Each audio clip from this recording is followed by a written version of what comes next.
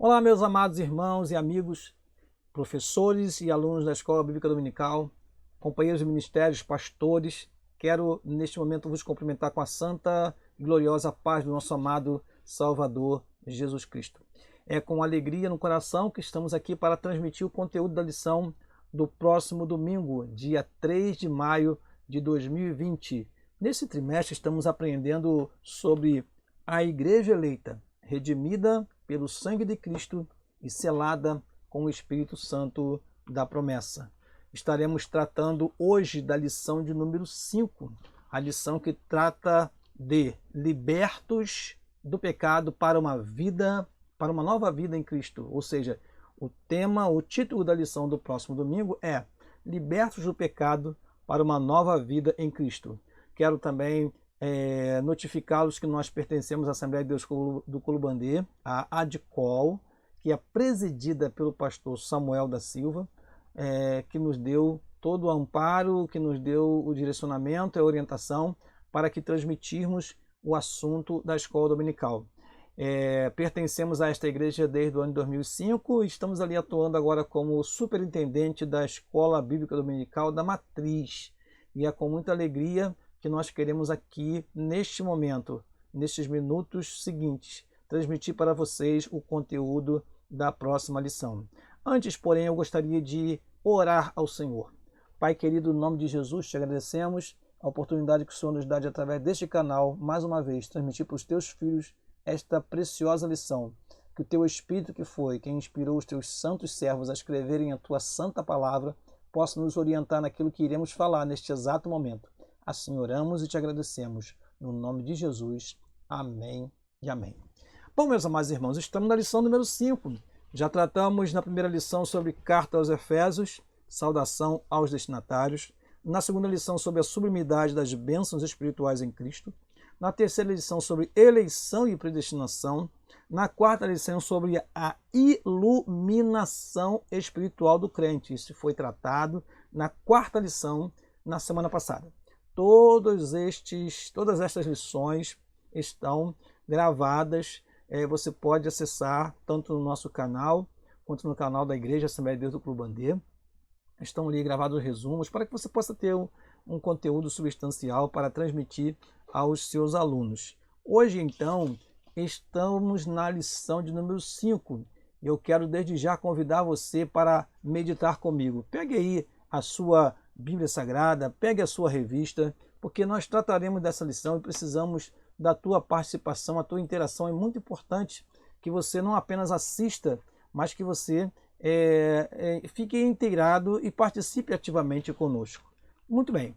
O textuário da nossa lição encontra-se na carta aos Efésios, no capítulo 2, versículo 4 e 5, que diz o seguinte: Mas Deus, que é riquíssimo em misericórdia, pelo seu muito amor com que nos amou, estando nós ainda mortos em nossas ofensas, nos vivificou juntamente com Cristo. Que versículo maravilhoso, né?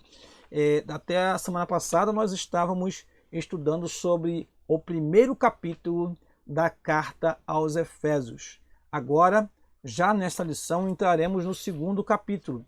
Eu lembro a você que a carta aos Efésios é uma carta dividida em duas sessões, a sessão doutrinária e a sessão prática. A sessão doutrinária vai do capítulo 1 ao capítulo 3 e a parte prática do capítulo 4 ao 6º capítulo. E assim, esta carta, que não é muito extensa, mas é uma carta direcionada aos crentes em Éfeso e, segundo alguns estudiosos, também a outras igrejas, porque a palavra em Éfeso em alguns manuscritos não está presente.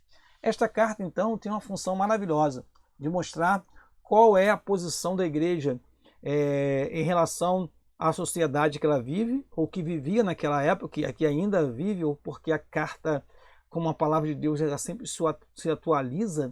A gente olha que muitos dos conselhos dados pelo apóstolo são ainda importantíssimos para os nossos dias. Trataremos hoje sobre a salvação e como é importante nós tratarmos desse assunto ainda nas nossas igrejas, sobre a salvação, sobre a forma como Deus providenciou este meio de salvação para o homem. Portanto, é de suma importância observar o conteúdo da carta e vendo como o apóstolo Paulo vai tratando do assunto. Primeiro, ele destaca as bênçãos espirituais que nós temos acesso depois de salvo. Depois ele fala da eleição e predestinação, dando toda a segurança ao cristão, mostrando que a salvação foi garantida e foi planejada por Deus, né? Nós apresentamos aqui em aulas anteriores sobre a participação da Trindade na obra da salvação. O Pai planejou, o Filho se entregou na cruz por nós, né? E o Espírito, ele aplica esta salvação em nós, sua presença, né, em nossas vidas. Tanto que Paulo vai dizer que ele é o penhor, né? Ele é o selo que nos garante. Se nós estamos aqui agora convictos da nossa salvação, é porque o Espírito Santo de Deus habita em nós e nos dá esta convicção. Portanto, agora no capítulo 2, vamos falar diretamente desta mudança extraordinária que aconteceu na vida daqueles irmãos e que acontece até hoje na vida daquele que aceita a Jesus como Salvador. Por isso, o tema desta aula é Libertos do Pecado para viver uma nova vida em Cristo. Nossa verdade prática diz: por meio da maravilhosa graça divina, fomos libertos do pecado, perdoados e salvos da condenação e, ainda, recebemos o direito à vida eterna. Maravilhoso esse resumo que o comentarista faz, porque somos libertos, perdoados, salvos da condenação, mas a nossa salvação é uma salvação eterna, né?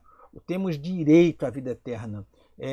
Quando nós lemos lá em João, no capítulo 5, no versículo 24, nós vemos, né, pela palavra do Senhor, que nós temos a vida eterna em Cristo. Eu vou ler para você esse texto, porque é muito importante mostrarmos como a palavra de Deus fala, né, cada assunto, não apenas interpretando-a, mas transmitindo-a na sua integridade. Evangelho de João, no capítulo 5, versículo 24, diz assim: na verdade vos digo que quem ouve a minha palavra e crê naquele que me enviou, tem a vida eterna, e não entrará em condenação, mas passou da morte para a vida. Ou seja, nós, os salvos em Cristo Jesus, temos o direito à vida eterna. Claro que a salvação ainda tem seus tempos. Nós fomos salvos através da justificação. Nós somos salvos através da vida de santificação. E nós seremos salvos quando acontecer a redenção e glorificação do nosso corpo. Isto ainda não aconteceu, mas nós temos direito à vida eterna. Glória a Deus por isso. Bom, nossa leitura bíblica em classe, que sempre lemos, né, no início da lição, e é onde se baseia o comentarista para fazer os seus comentários, as suas argumentações, baseada num fundamento bíblico, está em Efésios capítulo 2, versículo 1 a 10. Vamos ler esse texto. E vos vivificou, estando vós mortos em ofensas e pecados, em que noutro tempo andastes segundo o curso deste mundo, segundo o príncipe das potestades do ar, do espírito que agora opera nos filhos da desobediência, entre os quais todos nós também antes andávamos, nos desejos da nossa carne, fazendo a vontade da carne e dos pensamentos, e éramos, por natureza, filhos da ira, como os outros também. Mas Deus, que é riquíssimo em misericórdia, pelo seu muito amor com que nos amou, estando nós ainda mortos em nossas ofensas, nos vivificou juntamente com Cristo. pela graça sois salvos. E nos ressuscitou juntamente com ele, nos fez assentar nos lugares celestiais em Cristo, para mostrar nos séculos vindouros as abundantes riquezas da sua graça, pela sua benignidade para conosco em Cristo Jesus. Porque pela graça sois salvos, por meio da fé, e isto não vem de vós, é dom de Deus. Não vem das obras, não vem das obras, para que ninguém se glorie, porque somos feitura sua, criados em Cristo para as boas obras, as quais Deus preparou para que andássemos nelas. Nota-se nesse texto, mais uma vez, o destaque que o apóstolo Paulo dá à expressão em Cristo. Em Cristo fomos eleitos, em Cristo fomos predestinados, em Cristo somos salvos, em Cristo, em Cristo. Por isso que nós não podemos jamais perder a nossa identidade com Cristo. Nós não podemos nos desligar jamais desta videira verdadeira, né? Estar nele e ele em nós. Veja que quando o evangelista João ele escreveu em João no capítulo 15, ele falou da importância dessa interação entre nós e Cristo em nós. Devemos estar plenamente integrados, né? Ligados à videira verdadeira. Diz assim, João capítulo 15, eu sou a videira verdadeira e meu pai é o lavrador. Toda a vara em mim, disse Jesus, que não dá fruto, atira e limpa toda aquela que dá fruto, para que dê mais fruto. Vós já estáis limpos pela palavra, que vos tenho falado. Estai em mim e eu em vós. Como a vara de si mesmo não pode dar fruto, se não estiver na videira, assim também vós, se não estiverdes em mim. Ou seja, precisamos estar em Cristo para frutificar. Precisamos estar em Cristo para demonstrar, de fato, que somos salvos, lavados pelo sangue de Jesus. Em Cristo somos mais do que vencedores. Em Cristo enfrentamos as maiores catástrofes e obstáculos que se apresentarem, porque em Cristo somos mais do que vencedores. Lá em segunda carta que o apóstolo escreveu aos Coríntios, capítulo 5, versículo 17, diz: e se alguém está em Cristo, nova criatura é. As coisas velhas já passaram, eis que tudo se fez novo. Então, vamos para os objetivos da lição. Objetivo geral, qual é? Revelar que a graça salvadora de Cristo nos garante a vida eterna. Objetivos específicos da lição, que são tratados a cada tópico. Refletir sobre nossa natureza pecaminosa. 1. Explicar que fomos vivificados pela graça de Deus. 2. E o último, informar que nossa salvação vem de Deus e não das obras. Bom, a nossa introdução, nós podemos começar dizendo o seguinte: a presente seção da Epístola aos Efésios apresenta relevantes aspectos doutrinários da salvação. Já falamos aqui anteriormente, em outros vídeos, sobre esses aspectos da salvação, né? Nós conhecemos como os aspectos são mais objetivos, que nós conseguimos observáveis na vida daquele que é transformado, que é a justificação, que é a regeneração, que é a santificação e a glorificação. São aspectos, formas de nós entendermos a doutrina da salvação. Eu, quando leio essa palavra aspecto, eu gosto sempre de dizer que aspecto significa perspectiva, olhar por todos os lados a salvação. Quando nós olhamos a regeneração, a justificação, a santificação, a redenção, a glorificação, nós estamos olhando a salvação, a sua doutrina, o seu ensino por vários ângulos, por várias perspectivas.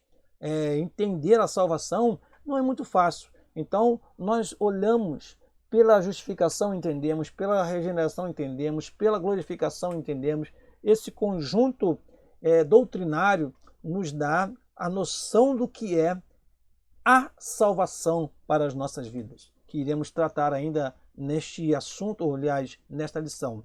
Muito bem. Nela, o apóstolo descreve a libertação dos pecados para... Perdão, vou ler novamente. Nela, o apóstolo descreve a libertação dos pecados como um favor imerecido dado por Deus aos salvos, a fim de que eles desfrutassem de uma nova vida em Cristo. Esse favor imerecido nós logo identificaremos pela palavra graça. Daqui a pouquinho veremos isso. Muito bem. A antiga natureza morta em ofensas e pecados é o nosso primeiro tópico e nós vamos avançar aqui. Primeiro, a nossa condição anterior. Diz assim o apóstolo Paulo: e nos vivificou, vos vivificou, estando vós mortos em ofensas e pecados. Diz o primeiro versículo. A palavra ofensa, do grego paraptoma, tem o sentido de um passo em falso de forma deliberada. É bom que se diga que todo pecado, toda iniquidade, toda transgressão é uma ofensa contra Deus, né? Toda vez que o homem peca, toda vez que o homem erra, toda vez que o homem transgride, ele está agindo de forma a ofender a Deus. Então, o apóstolo utiliza aqui essas duas palavras que são bem próximas uma da outra, ofensas e pecados.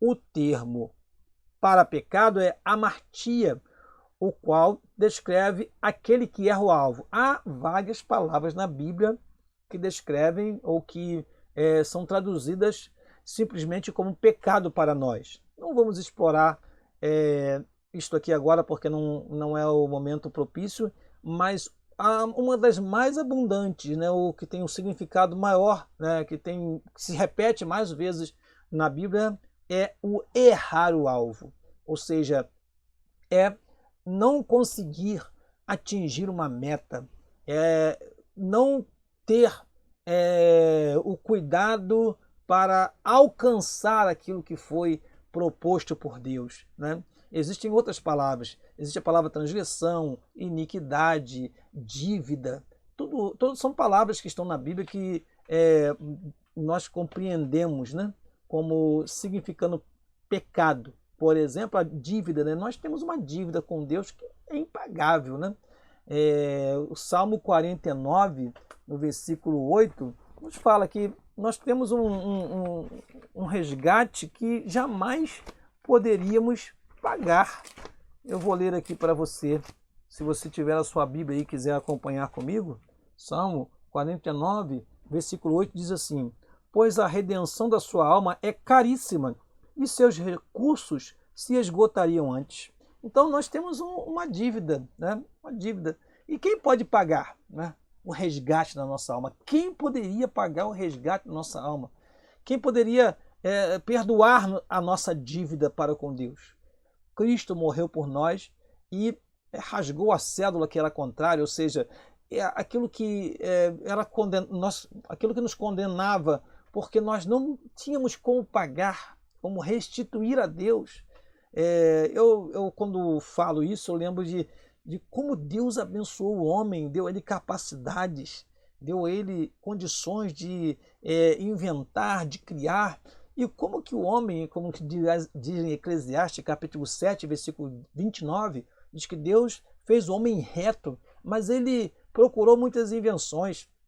Então, o homem desviou-se, né? E desviar também é uma forma de entender o pecado, o desvio de conduta, a iniquidade, né? O erro, quando não cumpre aquilo que Deus determinou para ele.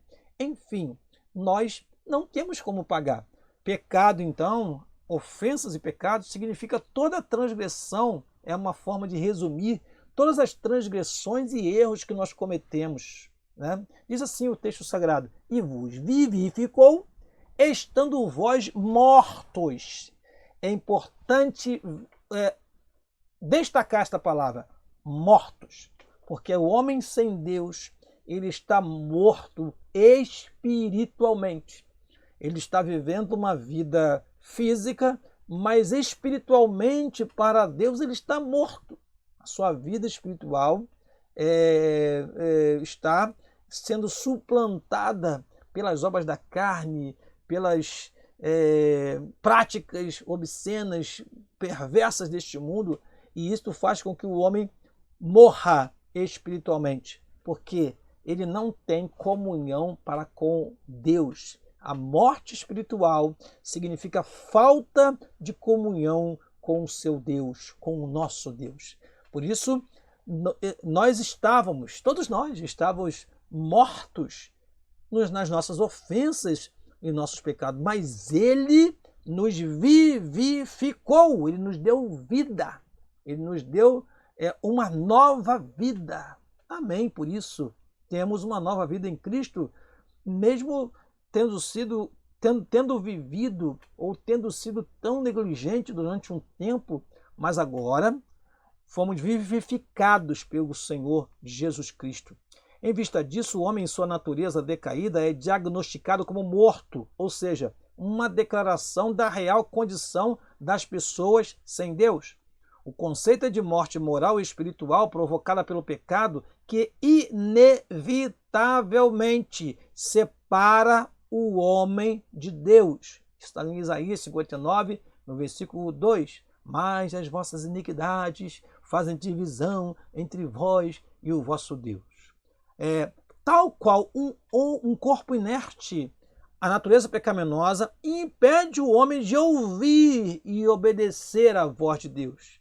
Quem assim vive está morto enquanto vive. Já comentamos isso anteriormente, né? Muito bem. A má conduta em que noutro tempo andastes é descrita por Paulo por meio da metáfora do ato de andar. Andar aqui significa proceder, né? O procedimento.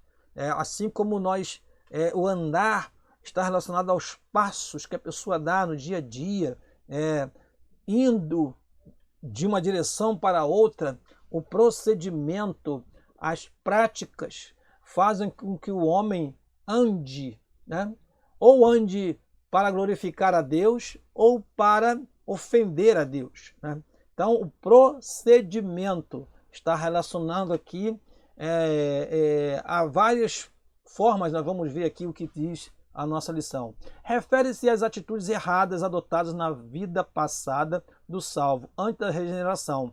Em 3 tópicos foi dividido aqui dentro da lição. Primeiro, andastes ou procedestes ou praticastes coisas, né, segundo o curso deste mundo, levado pelo curso deste mundo. Curso deste mundo significa que as pessoas vão procedendo, né, vão praticando coisas segundo o que os outros fazem, imitando as práticas que os outros também fazem, né, seguindo maus e péssimos exemplos, segundo o curso deste mundo. Nós sabemos muito bem que o mundo jaz no maligno, né? Então, é importante analisar que Paulo está lembrando aqui aos Efésios que, olha, passastes um tempo aí andando no curso deste mundo, indo em direção ao que o mundo determina. Mas Romanos capítulo 12, versículo 2 diz: e não vos conformeis com este mundo, mas transformai-vos pela renovação do vosso entendimento, para que experimenteis qual seja a boa, perfeita e agradável vontade de Deus. Então, nós que fomos salvos, andávamos segundo o curso deste mundo, mas agora não. Agora andamos em Cristo. Agora procedemos de acordo com a sua orientação, com a sua palavra. Diz aqui, Efésios capítulo 4, versículo 22 a 32, não vou ler todo o texto, mas vou destacar alguns versículos concernentes a esta vida passada. Efésios 4, 22 diz que, quanto ao trato passado, vos despojeis do velho homem, que se corrompe pelas concupiscências do engano, e vos renoveis no espírito do vosso sentido, e vos revistais do novo homem, que segundo Deus é criado em verdadeira justiça e santidade. Pelo que deixai a mentira e falar a verdade cada um com o seu próximo, porque somos membros uns dos outros. Irai-vos e não pequeis, não se ponha o sol sobre a vossa ira, não deis lugar ao diabo. Ou seja, isso diz respeito ao quê? À vida lá fora, a vida de quem vive sem Deus, a vida de quem vive desviado dos propósitos divinos. Andaste segundo o curso deste mundo, é o primeiro tópico aí que nós vemos. Segundo, andaste segundo o príncipe da potestade do ar. Não temos dúvida de quem é essa pessoa. Tá? A pessoa às vezes não gosta que nós falamos isso. Precisamos de um pouco de cautela para falar para as pessoas que realmente, se você não serve a Deus, ora, você está sendo lançado nas mãos daquele que te conduzirá para o erro, para o pecado, para a negligência contra Deus. Olha, e não tem outra pessoa a não ser o inimigo de nossas almas, que tem o prazer de usar as pessoas que estão fora dos caminhos do Senhor. Então andaste segundo quem? Segundo aquele que é o pai da mentira, segundo aquele que é o pai das trevas, aquele que é quem instiga os homens ao erro, né? Quem leva os homens ao pecado, e depois que lança o homem no pecado e o homem está lá caído, ele o abandona. Né? E quando o homem às vezes quer levantar-se, o inimigo o acusa: não, você não vai se levantar, você não tem força, ninguém olha para você, ninguém se importa com você. É o príncipe da potestade do ar que quer dominar as mentes das pessoas. Né? E diz aqui o 2 Coríntios, capítulo 4, versículo 4, o seguinte: no qual o Deus deste século cegou os entendimentos dos incrédulos. Vou ler mais devagar. Nos quais o Deus deste século cegou os entendimentos dos incrédulos, para que lhes não resplandeça a luz do Evangelho da glória de Cristo, que é a imagem de Deus. Então Satanás, o adversário, diabo, nosso caluniador, aquele que vem caluniar, ferir, perseguir a igreja, é ele a quem nós servíamos quando estávamos lá fora. Mas, diz o texto, andastes. Agora, a orientação é: não deis lugar ao diabo. E diz mais Paulo em Efésios, capítulo 6, versículo 12. Vamos nos vestir, Efésios, da armadura de Deus, para que possais lutar contra este que é o príncipe da potestade do ar. Diz lá, Efésios capítulo 6, versículo 12. Porque não temos que lutar contra a carne e o sangue, mas sim contra os principados, contra as potestades, contra os príncipes das trevas desse século, contra as hostes espirituais da maldade nos lugares celestiais. É muito constrangedor e magoa-me muito quando vejo pastores se degradando, lutando entre si, disputando, criticando um ao outro, e quando a nossa luta não é contra a carne ou contra o sangue, muito menos contra o nosso irmão. A nossa luta é contra o diabo e as suas hostes espirituais da maldade. Antes, nós andávamos segundo o curso deste mundo e também segundo a orientação do que o inimigo de nossas almas nos dava, nos induzia a fazer. Mas agora nós recebemos a autoridade de Deus para repreendê-lo, para tirar das garras de Satanás vidas que estão presas nas suas mãos. Portanto, andastes segundo o curso deste mundo, andastes segundo o príncipe das potestades do ar, andastes fazendo a vontade da carne, e aqui fala da inclinação carnal, que é maligna, que é má, né? Se nos deixarmos levar pela nossa carne, irmão, nós vamos pecar. Por isso que Paulo orientou, né, lá em Gálatas, no capítulo 6, no versículo Gálatas capítulo 5, melhor dizendo, Gálatas 5,16, diz assim: digo, porém, andai em espírito e não cumprireis as concupiscências da carne. A carne cobiça contra o espírito contra a carne. Agora, nós estamos em Cristo, nós já não andamos mais segundo o velho homem. Nós temos que lutar contra esse grande inimigo que é a inclinação carnal, que é a carne, que nos quer levar para pecados, principalmente pecados relacionados ao nosso corpo, como a prostituição. Vigiemos, pois, porque andávamos fazendo a vontade da carne. Agora precisamos fazer a vontade de Deus. E diz mais o texto sagrado, e dos pensamentos. Eu coloquei aqui esse versículo, lá em Gênesis capítulo 6, versículo 5, que quando os homens se rebelaram contra Deus, essa rebeldia, meus queridos irmãos que estão nos assistindo, ela começa no pensamento. O pensamento conduz ao ato. O pensamento, ele move as pessoas para praticarem as coisas que desagradam a Deus. Em Gênesis capítulo 6, versículo 5 diz: E viu o Senhor que a maldade do homem se multiplicava, 6:5, se multiplicava sobre a terra, e que toda a imaginação dos pensamentos do seu coração era só má continuamente. Por isso que lá em Tiago, no capítulo 1, o apóstolo Tiago vai nos orientar a tomar cuidado com uma coisa chamada concupiscência, que nasce dentro de nós, né? Na nossa carne e nos nossos pensamentos. Tiago capítulo 1, versículo de número 13, diz assim: Ninguém sendo tentado diga de Deus sou tentado, porque Deus não pode ser tentado pelo mal e a ninguém tenta. Mas cada um é tentado quando atraído e engodado pela sua própria concupiscência, pela sua própria concupiscência. Depois, sendo a concupiscência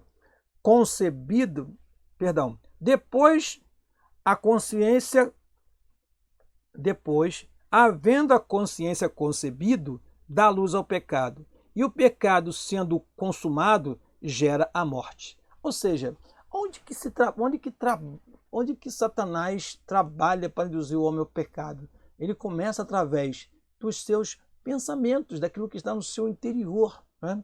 Então, a inclinação carnal, temos um corpo que é fragilizado pelo veneno do pecado. E aí vem os pensamentos, né? Quando o nosso Senhor Jesus Cristo orientou a respeito do pecado, causou perplexidade naquela época, porque em Mateus, no capítulo 5, se você observar o que está escrito lá, nós vamos ver o seguinte: Mateus, no capítulo 5, no versículo de número 27, diz assim: Ouviste que foi dito aos antigos, não cometerás adultério? Eu, porém, vos digo que qualquer que atentar numa mulher para a cobiçar, já em seu coração cometeu adultério com ela. Ou seja, aonde começa então, onde inicia o pecado? Começa dentro de nós, nas nossas próprias concupiscências, que significa aqui desejos. E onde que nascem esses desejos? Nasce na nossa mente, nos nossos pensamentos, na imaginação. Gênesis 6:5, e eu lembro que imaginação significa uma imagem em ação, ou seja, o pensamento formulando, trabalhando situações para que o pecado aconteça. Então andávamos, vou prosseguir o texto aqui, andávamos fazendo a vontade da carne e dos pensamentos. Então o pensamento e a inclinação carnal trabalham junto para nos levar ao pecado, principalmente os pecados relacionados ao nosso corpo. Muito bem, a síntese desse primeiro tópico a nossa condição diante de Deus era caótica. Éramos escravos e estávamos condenados à perdição e morte eterna. Somos vivificados pela graça, diz o nosso segundo tópico, vivificados pela graça, alcançados pela misericórdia e pelo amor divino. É o primeiro subtópico. Diz assim: após constatar a situação da humanidade sob a ira de Deus, Paulo passa a descrever os atos divinos de amor e de misericórdia que alteraram o quadro caótico da raça humana. Veja que há um destaque na nossa lição da Escola Dominical. Se você observar na nossa revista, você vai ver este mais, uma conjunção adversativa, né? Nós estávamos perdido nas nossas ofensas e pecados, mas, porém, entretanto, olha, mostra assim um outro aspecto, né? O que aconteceu? Mas Deus, que é riquíssimo em misericórdia, pelo seu muito amor com que nos amou. O ato de misericórdia implica compaixão e simpatia para com os indignos. Misericordis é uma palavra composta, né? Miséria está relacionada à miséria, à pobreza, à debilidade, à dependência, né? E cordis está relacionada ao coração. Então, misericórdia significa que Deus observou a nossa miséria no seu coração, ou seja, Deus sentiu compaixão por nós. Misericórdias. Deus é misericordioso e, além disso, ele é piedoso. E diz mais a Bíblia, longânimo e grande em benignidade. Então, Deus, que é riquíssimo em misericórdia. A carta aos Efésios ensina que, ao prover à humanidade o meio de escape da merecida ira, Deus não se mostra apenas misericordioso, mas abundante em misericórdia. Então, diz a palavra de Deus, que as misericórdias de Deus não têm fim. Novas são a cada manhã. Ou seja, a cada manhã Deus tem uma misericórdia nova para nos mostrar, para mostrar para a humanidade. Deus que é abundante em misericórdia. O que ele fez? Ele nos amou, né? E essa riquíssima misericórdia procedeu no seu muito amor que nos amou. A Bíblia enfatiza que foi a magnitude desse amor que motivou a nossa salvação. Então Deus, ele viu o nosso estado caótico, ele viu a nossa condição de perdidos, de desamparados mesmo, sem condições de nos salvar. E ele nos amou, ele teve compaixão de nós, né? E assim ele providenciou o meio de salvação para o homem.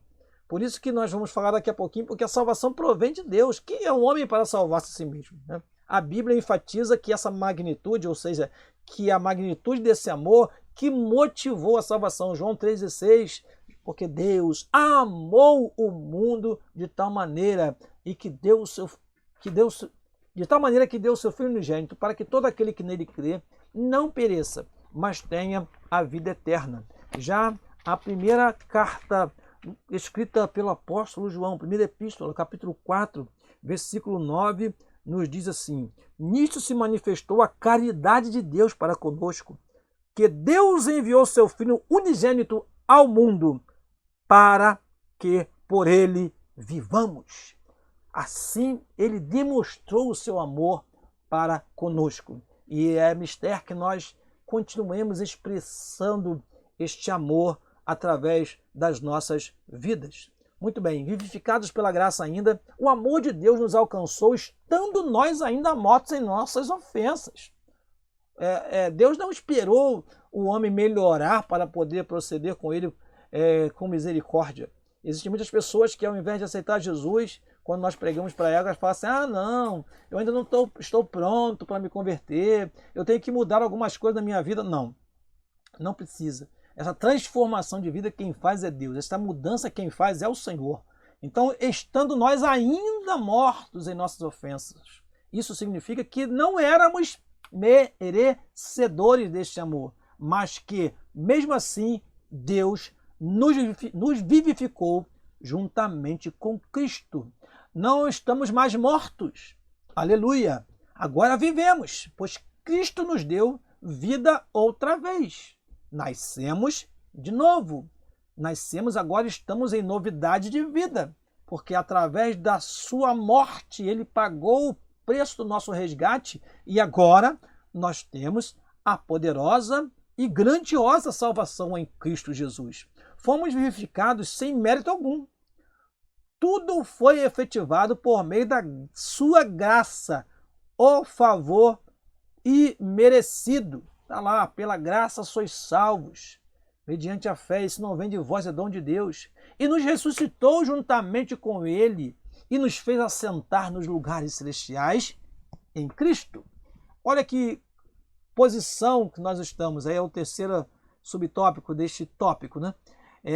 Exaltados pela graça divina. A graça divina nos tirou, né, de uma condição horrível, né, como diz lá no Salmo, tirou-me de um largo horrível, de um charco de lodo, pôs os meus pés sobre uma rocha e firmou os meus passos.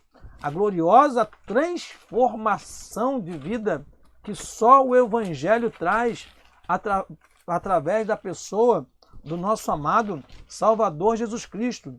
A Bíblia está repleta de exemplos e de passagens bíblicas que mostram este poder transformador do Evangelho, de tirar as pessoas do lodo, de tirar as pessoas do menosprezo, de Jesus Cristo, quando esteve aqui na Terra, ele conversou com mulheres que talvez alguém olhasse, mas essa mulher tem uma vida duvidosa, essa mulher é uma pecadora, né? Esta mulher aí, ela tinha 7 demônios que a perturbava. Este homem que Jesus foi conversar, que Jesus recebeu na sua casa, Zaqueu, publicano, esse homem, ele faz parte de uma classe de pessoas que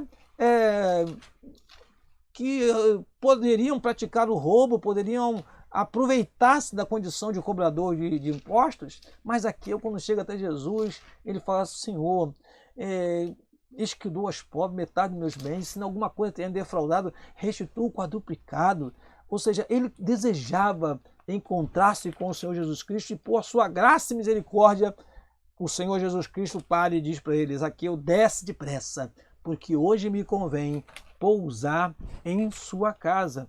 São muitos exemplos, né? Eu quero ler um texto sagrado que está lá em Salmo, no capítulo 113, que diz o seguinte, Salmo 113, versículo 4 em diante: Exaltado está o Senhor acima de todas as nações, e a sua glória sobre os céus.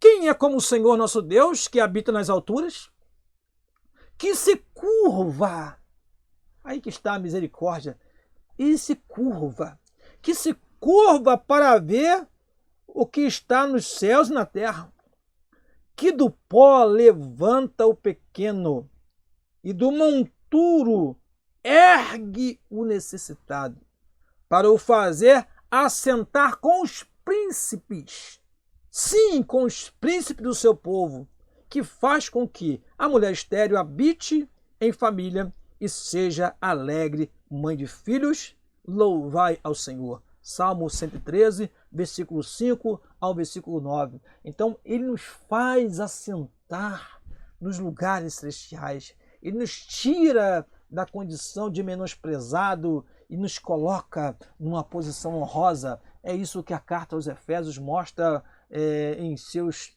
capítulos. Deus nos colocou, através da salvação, em lugares celestiais. A palavra juntamente aí indica que Deus concede aos homens os mesmos benefícios alcançados por Cristo, que foi o quê? A ressurreição, a vida eterna e o galardão nos céus, né?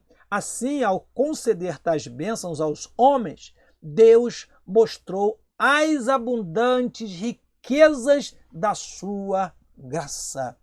Aí está. Quando nós falamos da graça, nós não falamos apenas de um favor imerecido, como se fosse uma migalha, como se fosse algo dado por medida para o homem.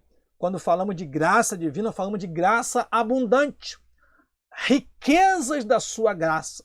Então, Deus não concede ao homem apenas a salvação. Toma aqui para você, você é um miserável, você está perdido, eu vou te salvar, vou te tirar dessa condição aí, mas não é só isso. Temos recebido riquezas da graça divina. A graça de Cristo, a graça de Deus abriu-nos a porta para inúmeras bênçãos, como Paulo disse lá no início da carta aos Efésios. Desse modo, ratificamos, ou seja, confirmamos que a salvação e seus privilégios são conferidos pela imensurável graça de Deus, ou favor divino imerecido. Prosseguindo então, a síntese desse segundo tópico. O pecador passou da morte para a vida por meio da graça divina, concedida por obra da misericórdia e do grande amor de Deus. O terceiro e último tópico da nossa lição fala sobre a salvação não vem das obras. Em Efésios 2, versículo 8 a 10, Paulo revela que a salvação não depende das obras humanas, porque pela graça sois salvos por meio da fé. Porém, uma vez salvo, o crente deve praticar as boas obras. É interessante esta colocação, porque obra nenhuma dará ao homem a poderosa salvação. Entretanto, o homem salvo, ele vai frutificar, ele vai demonstrar esta salvação através das boas obras. Paulo não tira isso do texto, né? Ele coloca no texto muito claro que nós não somos salvos pelas obras, mas através da salvação devemos, né? E é mister que isso aconteça com todos os fiéis, produzir frutos. E esses frutos são as obras resultantes da nossa fé. Vamos prosseguir com o texto. Diz assim: a salvação inclui a libertação da morte, da escravidão do pecado e da ira vindoura. Ao mesmo tempo, permite ao salvo desfrutar de todas as bênçãos espirituais descritas em Efésios capítulo 2, versículo 1 a 7. É bom eu dizer para os irmãos o seguinte: muitas vezes as pessoas falam assim, aliás, eu tenho o hábito de perguntar às pessoas para ver se realmente sabem o que é a salvação. Em escola dominical, defina para mim o que é ser salvo. Muitas pessoas têm dificuldade em dizer o que é ser salvo, né? E como já trabalhamos com novos convertidos, nós batemos muito nessa tecla. E aí a importância dessa lição de hoje, como disse lá na introdução, de nós alertarmos os crentes para que eles tenham plena consciência do que é ser salvo. Porque nós temos um grupo de salvos que talvez não tenha consciência ainda do que é ser salvo. Ser salvo é o quê? É o que está escrito aí nessa lição. Libertação da morte, da escravidão do pecado, da ira vindoura. Quando se fala de salvação, nós temos que ter em mente que nós somos salvos de uma condenação. Nós todos estávamos condenados. Né? Romanos 3, 23 diz que porque todos pecaram e destituídos estão da glória de Deus. A condenação estava sobre nós, como está sobre todo homem que não conhece a Deus. Então, nós estamos sob uma condenação. O que é a salvação? O que é a salvação? É a libertação da morte, é a libertação desta condenação. É como se nós estivéssemos numa fila para sermos condenados à morte. E vem o Senhor Jesus Cristo e com sua graça e misericórdia nos tira dessa fila dos destinados à morte e fala assim: eu tenho um plano para você, ouça a minha voz, venha me servir. E aí seguimos ao Senhor Jesus Cristo e passamos então a praticar boas obras que resultam em mais bênçãos para as nossas vidas e para aqueles que nos cercam. Muito bem, ao mesmo tempo, permite ao salvo desfrutar de todas as bênçãos espirituais, como já apresentamos aqui em lições anteriores, nas bênçãos espirituais que a salvação nos outorga, nos dá. Muito bem, portanto, a salvação é o livramento do poder da maldição do pecado e da morte. Já falamos e repetimos. E a restituição do homem, a comunhão com Deus, uma bênção concedida a todos os que recebem Cristo como Salvador. Ou seja, somos mais uma vez, diz lá em 2 Coríntios capítulo 5, versículo 19, reconciliado. Deus estava em Cristo, reconciliando consigo o mundo. A palavra graça é a tradução do grego charis, ou charis, que significa favor imerecido. Ela mostra que a iniciativa para tornar possível a salvação veio da parte de Deus. Irmãos, não podemos negar isso. O homem não tem condições de por nenhum meio alcançar a salvação. Salvação vem do Senhor nosso Deus. Todavia, ainda assim, o ser humano é livre para escolher entre os dois caminhos, salvação e perdição. Sua libertação não foi sua liberdade, a sua liberdade de escolha, o que nós chamamos de livre-arbítrio, não foi eliminada e a graça pode ser resistida. Há um versículo aí que nós podemos ler, mas é importante, vou repetir, né? Às vezes até repetimos algumas expressões aqui por necessidade. O fato da graça de Deus ser manifestada a todos os homens não quer necessariamente dizer que todos os homens serão salvos, mas todos os homens podem ser salvos se crerem na pessoa do Senhor Jesus Cristo como seu Salvador. A graça de Deus, diz a Bíblia, se manifestou trazendo a salvação a todos os homens. Tito capítulo 2, versículo 11 nos diz isso.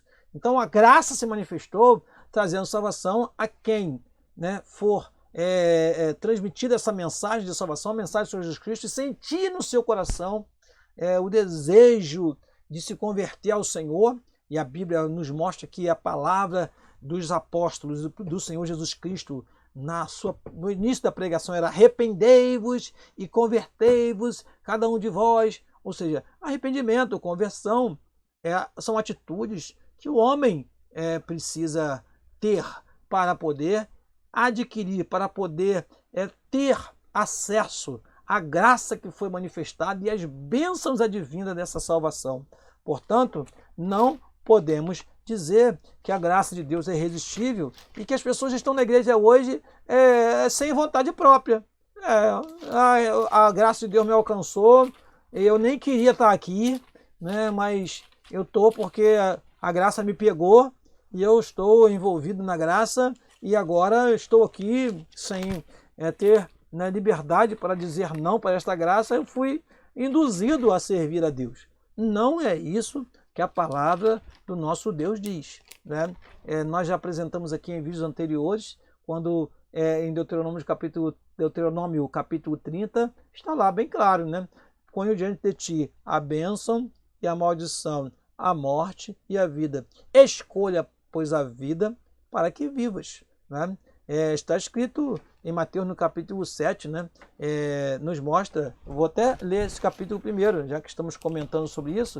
Em Mateus no capítulo 7, está lá bem claro para aqueles que ainda tenham alguma dúvida a respeito disso. Diz assim, Mateus capítulo 7, versículo 13: entrai. Quem deve entrar? Aquele que ouve a palavra do Senhor e crê no Senhor Jesus Cristo, ele vai entrar. Entrar por onde? Entrar pela porta estreita, porque larga é a porta. Opa, então existe uma porta estreita e existe uma porta larga. Larga é a porta, espaçoso o caminho que conduz à vida eterna. E muitos são os que entram por ela.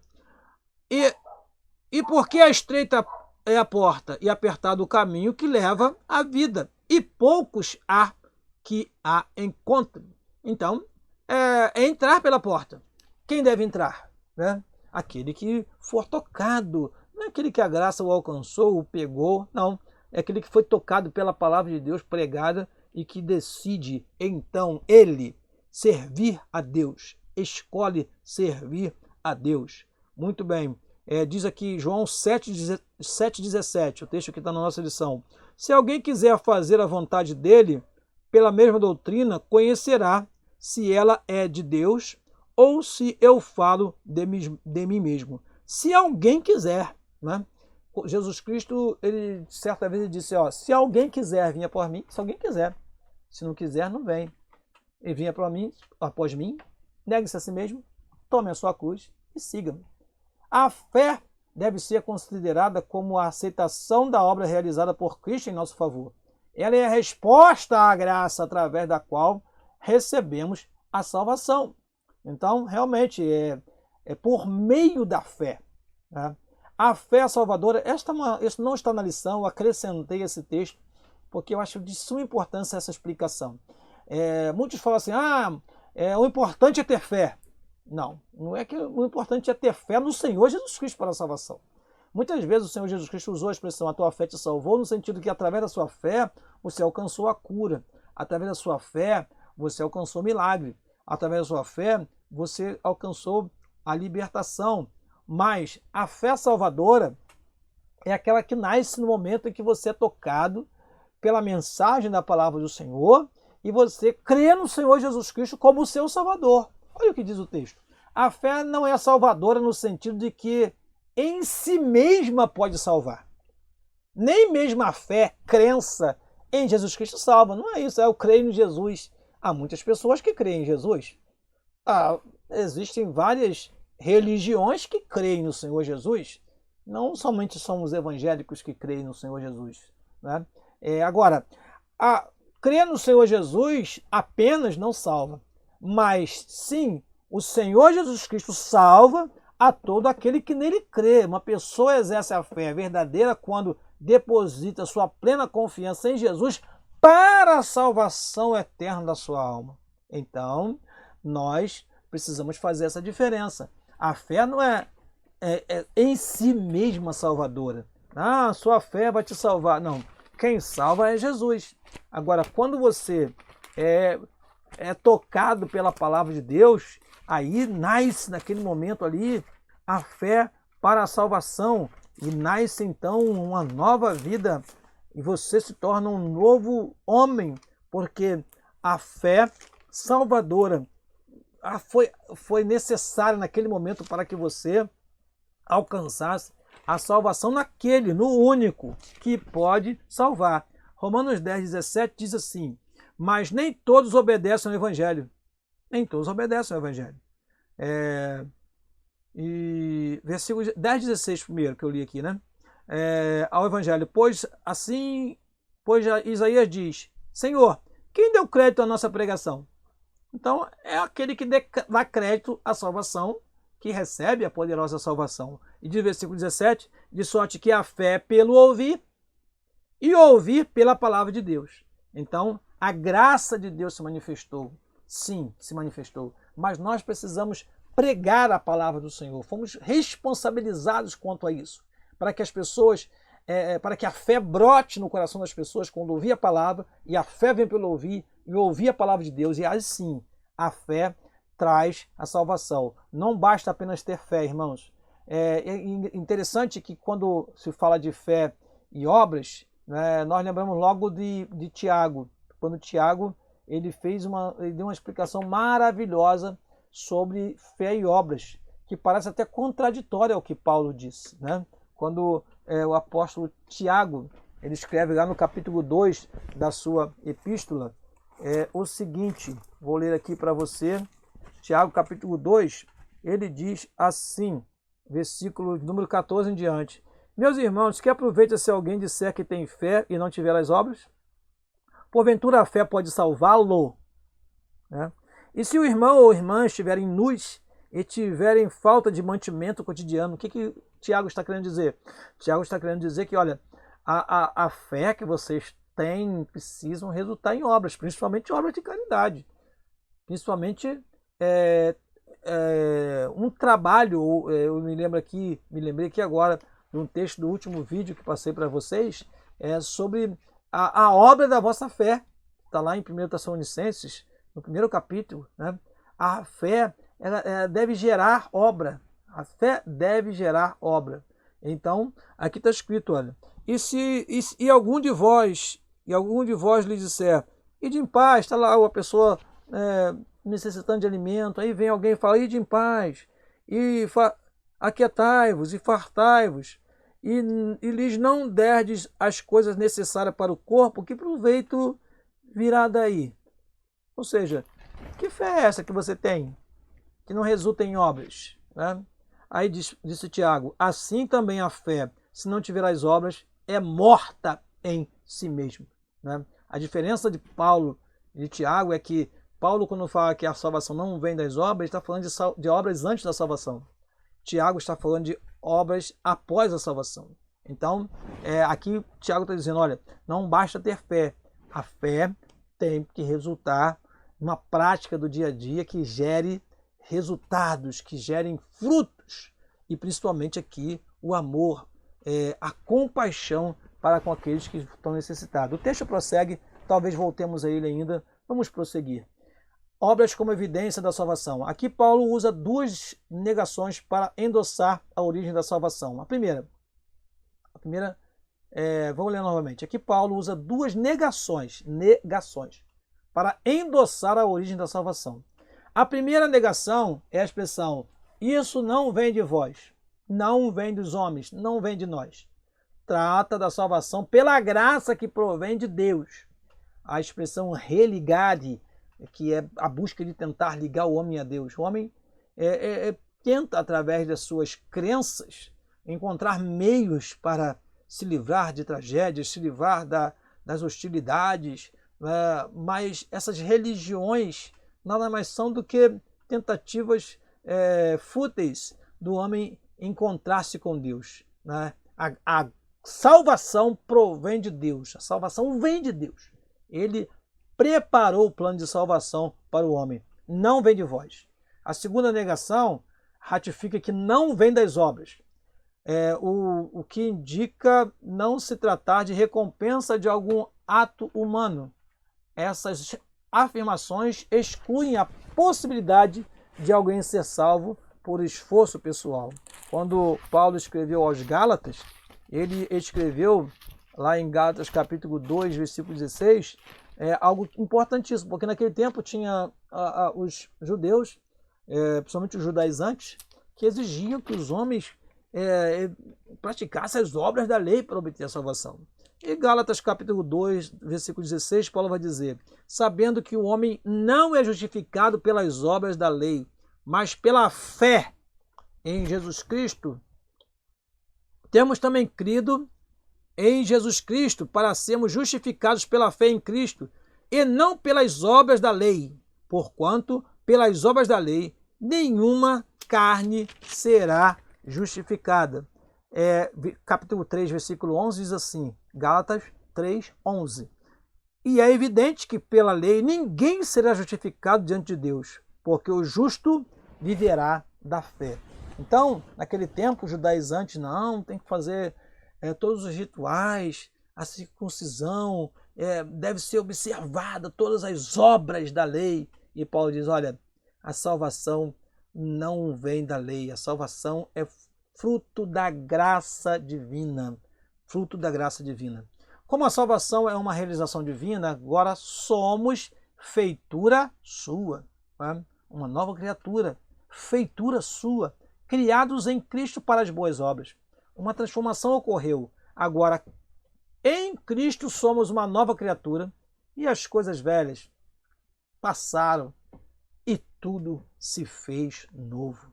Antes o apóstolo usou a metáfora do andar numa perspectiva negativa. Outrora andávamos fazendo as obras mais. Agora, por meio de uma perspectiva positiva, somos instados a andar fazendo boas obras. Não como meio para ser salvo, jamais.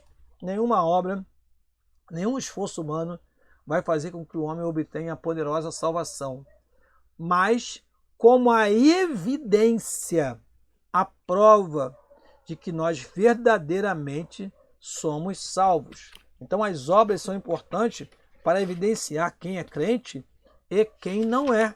Diz lá na nossa revista, podemos até ver na leitura bíblica em classe, está escrito lá, 2:10, porque somos feitura sua, criados em Cristo Jesus para as boas obras, as quais Deus preparou. Olha aí, ó, a eleição, a predestinação. Deus já preparou as boas obras para que andássemos nelas.